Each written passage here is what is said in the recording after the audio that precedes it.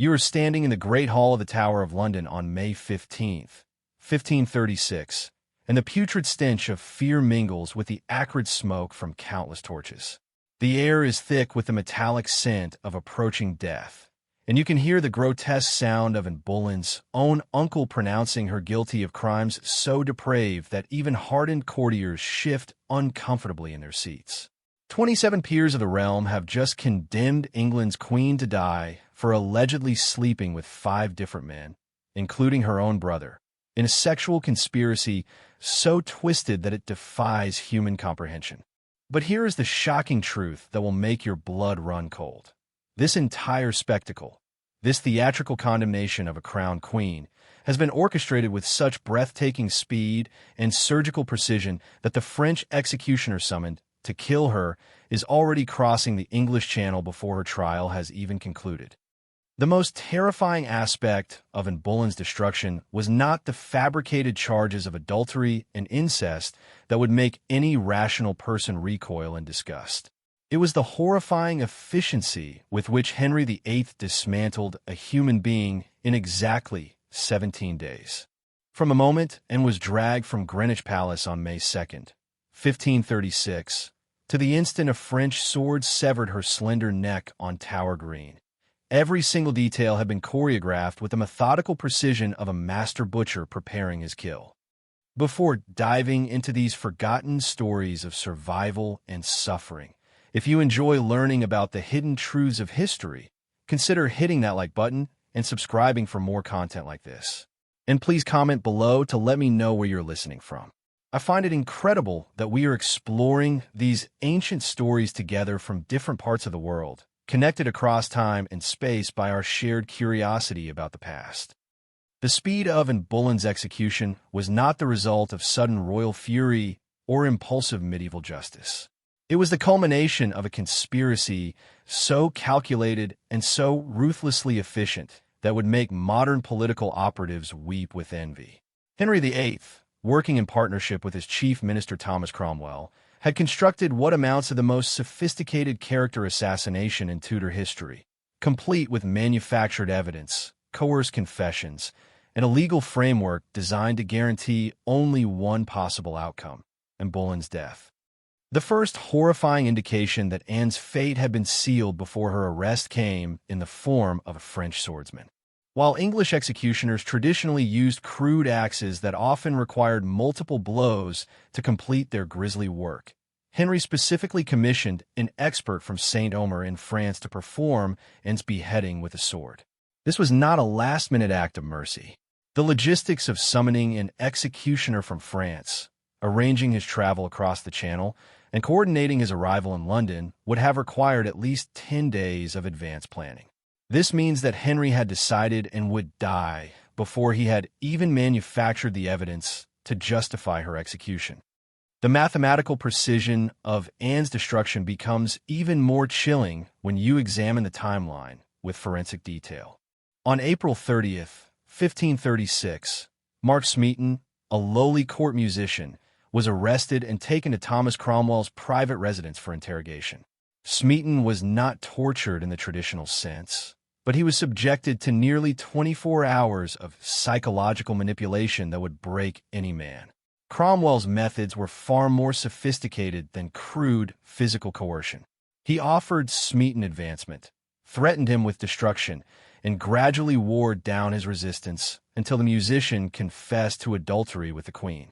This confession became the cornerstone upon which the entire case against Boleyn would rest. On May 1st, the traditional May Day joust at Greenwich became the stage for Henry's next calculated move. As Anne watched from the royal box, her brother George Boleyn participated in the tournament alongside Sir Henry Norris, one of Henry's closest friends and most trusted courtiers. Midway through the festivities, Henry abruptly departed without explanation, taking Norris with him. During their ride back to Westminster, Henry subjected Norris to intense questioning about his relationship with the Queen. Norris maintained his innocence, but his association with and had already marked him for death. The following day, May 2nd, Boleyn was arrested at Greenwich Palace and transported by barge to the Tower of London through the private postern gate, now known as the VIII Tower. The Queen's arrest was conducted with theatrical precision designed to maximize both secrecy and psychological impact. She was not informed of the specific charges against her until she arrived at the Tower, where she was confronted by her own uncle, Thomas Howard, the Duke of Norfolk, who read aloud accusations so revolting that and reportedly laughed in disbelief. The charges against Boleyn were not merely criminal accusations. They were deliberately crafted to destroy every aspect of her identity as a woman, a queen, and a human being. She was accused of engaging in adulterous relationships with 5 men: Mark Smeaton, Sir Henry Norris, Sir Francis Weston, Sir William Brereton, and most shockingly, her own brother George Boleyn. The incest charge was particularly devastating because it attacked the most fundamental taboo in Christian society while simultaneously suggesting that, and was so depraved that she would corrupt her own family. But the accusations went far beyond sexual misconduct, and was charged with high treason for allegedly conspiring with her lovers to murder Henry so that she could marry Henry Norris and rule England herself. This charge was so preposterous that it revealed the fabricated nature of the entire case, and had no motive to kill Henry, no means to accomplish such a plot, and no realistic prospect of marrying Norris even if the king were dead. The treason charge existed solely to justify the death penalty and to provide Henry with a legal pretext for what was essentially an elaborate murder. Thomas Cromwell's role in orchestrating Anne's destruction cannot be understated. As Henry's chief minister, Cromwell had initially been Anne's ally, supporting her rise to power and her influence over religious policy. However, by 1536, Anne had become Cromwell's political enemy. She opposed his plans to redirect monastery revenues to the royal treasury rather than charitable purposes. She favored an alliance with France, while Cromwell preferred closer ties with the Holy Roman Empire. Most dangerously, Anne had begun to question Cromwell's methods and to suggest that his reforms were moving too fast. Cromwell understood that his own survival depended on removing and before she could turn Henry against him. Working with surgical precision, he gathered every piece of gossip, every casual conversation, and every innocent interaction between Anne and her male courtiers, then reinterpreted these normal social exchanges as evidence of adultery and conspiracy. He exploited the Queen's natural vivacity and flirtatious personality, transforming her charm into evidence of sexual depravity. The case against Sir Francis Weston illustrates Cromwell's methods with particular clarity. Weston was a young courtier who had engaged in typical court banter with Anne, including conversations about love and marriage that would have been considered perfectly normal in the context of courtly romance traditions. Cromwell twisted these interactions into evidence of sexual obsession, suggesting that Weston's casual compliments were actually declarations of adulterous intent. When Weston was arrested on May 4th, he was confronted with his own words taken completely out of context and presented as proof of his guilt. Sir William Brereton's case was even more tenuous. As a groom of the Privy Chamber, Brereton had regular contact with the royal family, but there was virtually no evidence connecting him to and beyond his presence at court. Cromwell included him in the conspiracy primarily to increase the number of alleged co-conspirators, making the plot appear more extensive and more threatening to Henry's life. The most devastating charge involved Anne's own brother, George Boleyn, Viscount Rochford. The accusation of incest between Anne and George was designed to destroy both siblings while creating maximum psychological trauma for their family. George was accused of visiting Anne's private chambers at inappropriate times and engaging in conversations that allegedly contained sexual undertones. The evidence was so weak that it consisted primarily of the testimony of George's own wife, Jane Boleyn, who may have been coerced or manipulated into providing damaging statements about her husband and sister-in-law. The speed with which the legal proceedings unfolded was breathtaking in its efficiency. On May 9th, just 7 days after Anne's arrest, the sheriffs of London received orders to convene a grand jury to examine the charges. This grand jury, composed of carefully selected individuals who would not challenge Cromwell's narrative, quickly endorsed the prosecution. On May 12th, the four male courtiers accused alongside and were tried and condemned in a proceeding that lasted mere hours. The trial of Anne and George Boleyn on May 15th was a masterpiece of legal theater designed to provide the appearance of justice while guaranteeing the desired outcome. The jury of 27 peers included Anne's own uncle, Thomas Howard, and her former fiancé, Henry Percy, Earl of Northumberland. These men were placed in the impossible position of either condemning their relative and former lover or defying the clear wishes of the king. When a verdict was announced, Percy collapsed and had to be carried from the courtroom, a broken man who would die childless 8 months later. Anne's behavior during her trial revealed both her intelligence and her desperation. She maintained her innocence with dignity and composure, answering each charge with logical arguments that exposed the weakness of the evidence against her. However, she was fighting a battle that had been decided before it began. The legal proceedings were not designed to determine her guilt or innocence. They were designed to provide Henry with the legal justification he needed to execute her. The executions of Anne's alleged co-conspirators on May 17th served multiple purposes in Henry's grand design.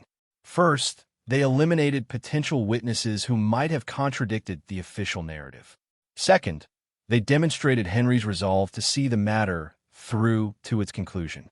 Third, they heightened the dramatic tension surrounding Anne's own approaching death. Mark Smeaton, the musician whose forced confession had started the entire process, was the only one of the 5 men to maintain his guilt until the end, probably because he had been so thoroughly broken by Cromwell's interrogation that he no longer knew truth from fiction.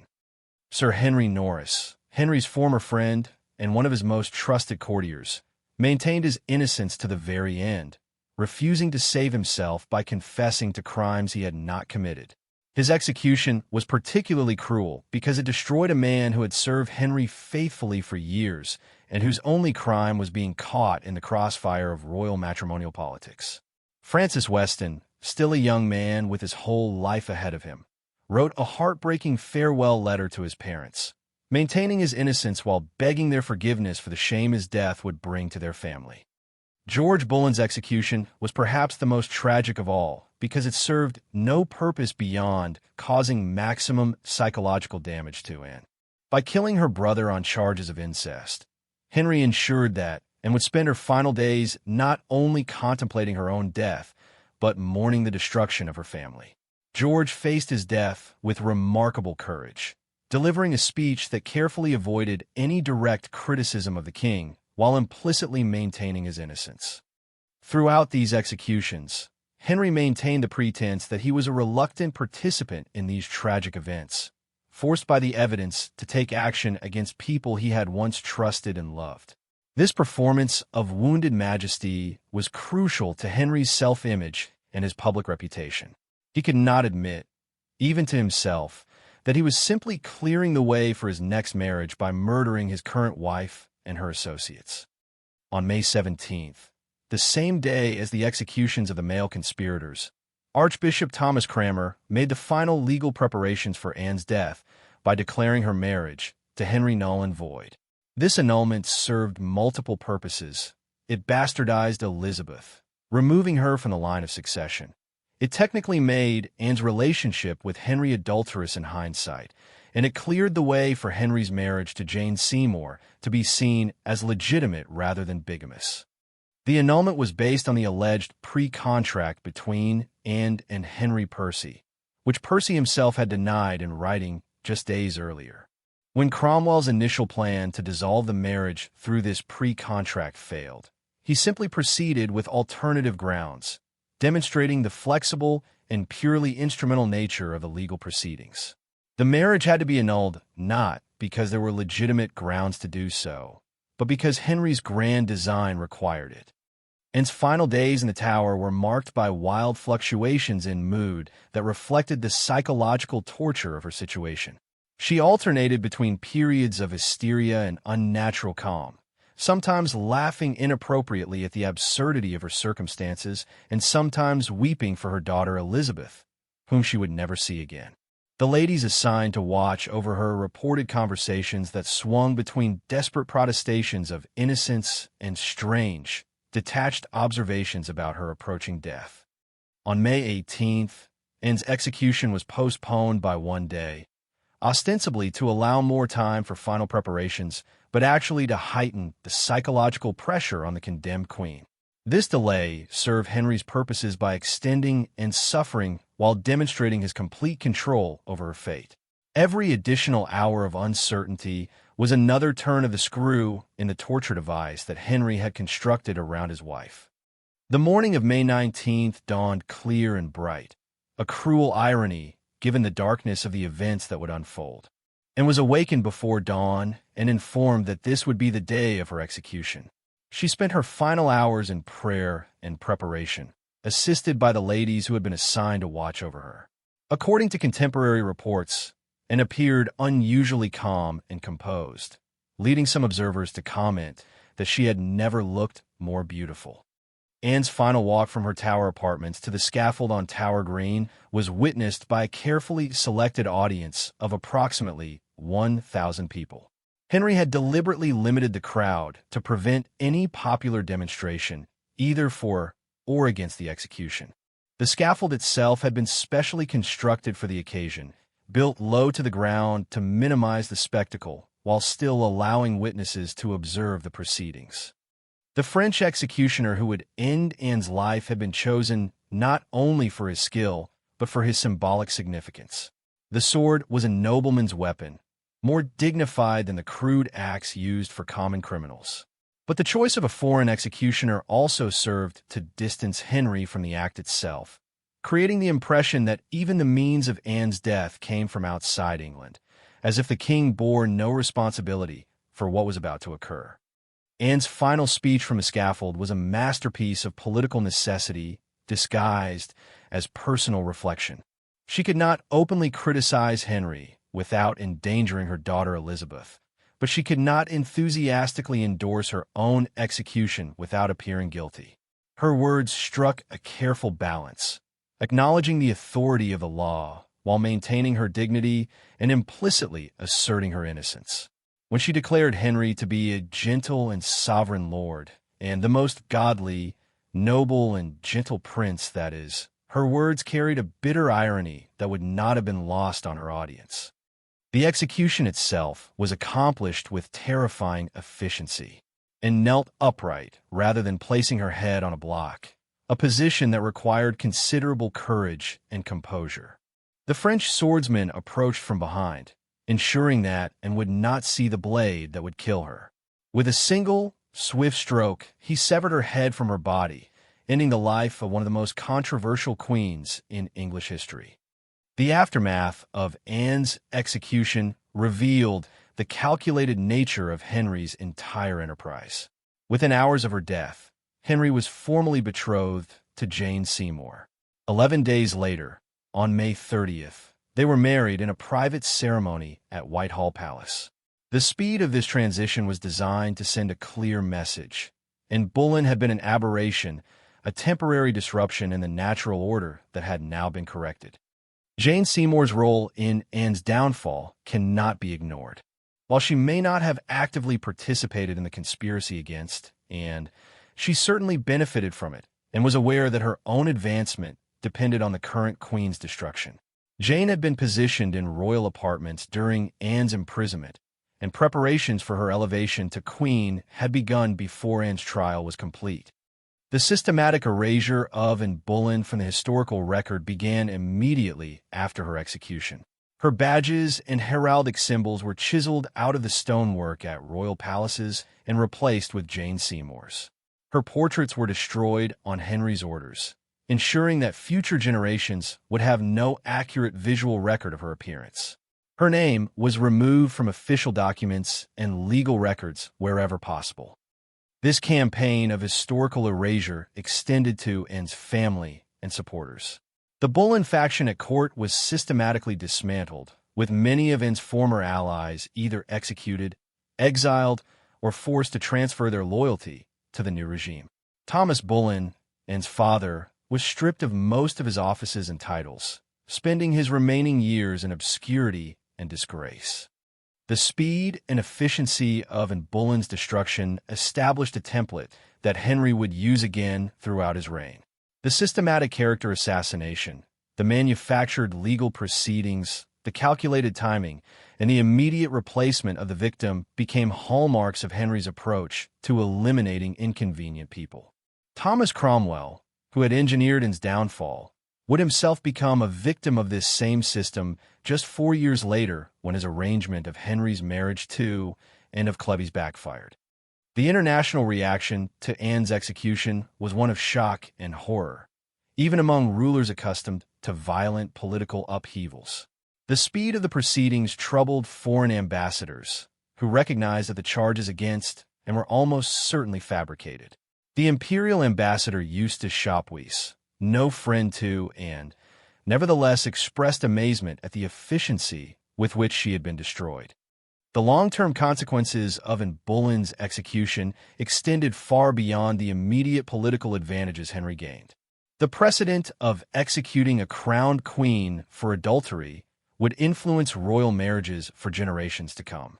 The demonstration that even the highest-ranking women in the kingdom could be destroyed on manufactured charges created a climate of fear that affected court culture for the remainder of Henry's reign and beyond. Perhaps most tragically, Anne's execution orphaned her daughter Elizabeth, who was declared illegitimate and removed from the succession. Elizabeth would grow up knowing that her father had murdered her mother on charges that no reasonable person could believe. This knowledge would profoundly shape Elizabeth's character, making her intensely cautious about marriage and deeply suspicious of the men around her. The medical and psychological analysis of Henry's behavior during Anne's destruction reveals a man whose capacity for self-deception had reached pathological levels. Henry genuinely seemed to believe that he was the victim in this situation, betrayed by a wife who had deceived him in a marriage through witchcraft and seduction. This ability to reframe his own actions as virtuous responses to the wickedness of others would characterize Henry's approach to all his subsequent marriages. The broader context of Anne's execution must be understood within the framework of Henry's desperate quest for a male heir and his increasing paranoia about challenges to his authority. By 1536, Henry was no longer the young, confident king who had ascended the throne in 1509.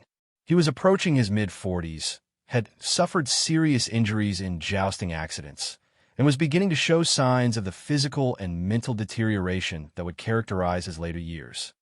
The speed of Boleyn's execution was not an accident or an oversight. It was the central feature of a carefully planned campaign to eliminate her before anyone could mount an effective defense or challenge the manufactured evidence against her. Henry understood that the longer the proceedings dragged on, the more likely it became that the weakness of the case against and would be exposed. By moving with lightning speed, he created a fait accompli that could not be reversed. As you stand once again in that torchlit hall, watching Boleyn's fate being sealed by men who knew she was innocent, you understand that you have witnessed something far more horrifying than a simple execution. You have seen the machinery of absolute power operating with terrifying efficiency, transforming rumor into evidence, politics into justice, and murder into law. The 17 days that destroyed Boleyn represent one of the most sophisticated examples of institutional evil in English history, a masterclass in how authority can be weaponized to destroy the innocent. The legacy of those 17 days continues to haunt us because they reveal how quickly civilized society can transform into something monstrous when power is concentrated in the hands of those willing to use it without restraint. Boleyn's destruction was not the product of medieval barbarism or primitive legal systems.